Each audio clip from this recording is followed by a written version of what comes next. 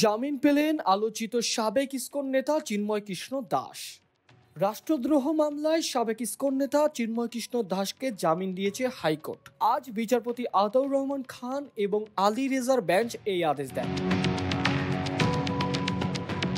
গত 25 অক্টোবর যখন চট্টগ্রামে চিন্ময়ের নেতৃত্বে হয় সনাতনী সম্প্রদায়ের এক বিশাল সমাবেশ এবং এর পরপরই 31 অক্টোবর জাতীয় পতাকা অবমাননার অভিযোগে দায়ের হয় রাষ্ট্রদ্রোহ মামলা। আসামি করা হয় চিন্ময় সহ আরও 18 জনকে।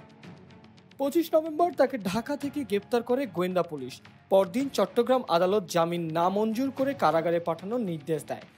এই রায়ের পরই আদালত এলাকায় চিন্ময়ের সমর্থকদের সঙ্গে আইনশৃঙ্খলা বাহিনীর সংঘর্ষ হয়। এই সময় কুপিয়ে হত্যা করা হয় আইনজীবী সাইফুল ইসলাম আলিফকে। চিন্ময় তখন থেকেই ছিলেন কারাগারে।